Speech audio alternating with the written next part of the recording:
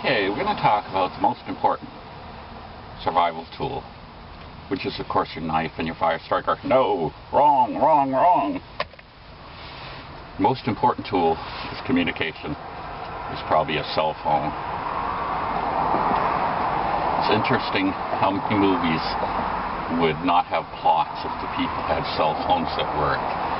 It's funny how that now that they have cell phones, you expect the characters to have cell phones. They always run out of batteries, or they're in an area with no signal. So we're going to talk about the no battery part. Some alternates. Okay, the first thing, of course, is why would you have a cell phone if you don't have a card cord for it? Card cord is going to answer probably 99% of the uses and problems you ever have with a cell phone. You're going to be somewhere, the cell phone's dead, you're probably going to be in your car, near your car, so there you go. Cell phone, car cord. Now if you're out about a lot, you might want to look for another alternative. Kind of a neat one. This is a little solar cell, although it's kind of woefully undersized.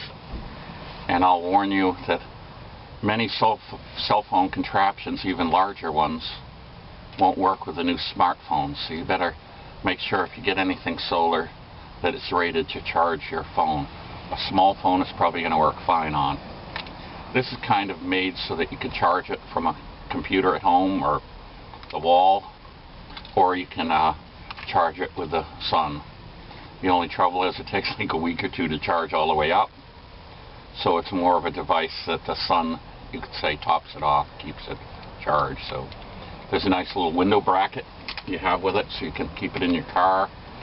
Suppose if you hiked a lot, you could put it on your pack, maybe put it on your belt.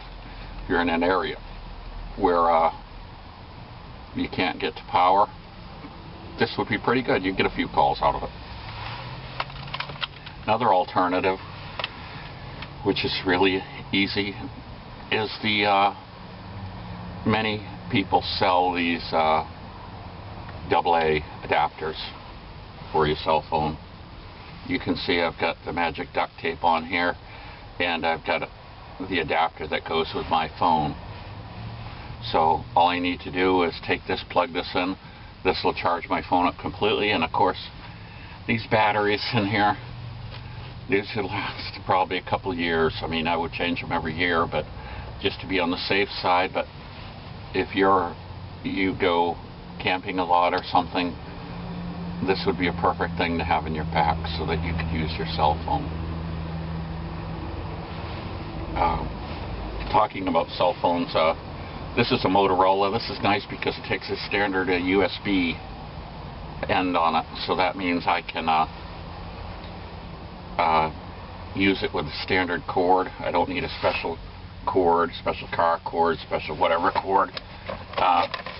My GPS takes the same type of cord. Nowadays we have many other things, like here's an DC AC to DC adapter, and it's got the USB cord built right in, so I can just put a standard USB cord in here and use it with the phone as well.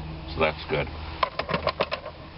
Another thing about cell phones, we always want to remember that cell phones, even if they're out of service, can still be used to dial 911. The newer phones all have a sort of location device in them. I don't want to say it's exactly a GPS, but they could eventually locate you. So that's another good reason to have a cell phone, even if it's not in service. These particular one I use is Net 10. The phones usually cost about $30. They come with 300 minutes, which lasts 6 months. I mean 2 months. So it basically costs you $15 a month to run. And like I say, even if you're out of minutes, you can use it in an emergency. So there you go. Your biggest line of defense in an emergency situation is communication.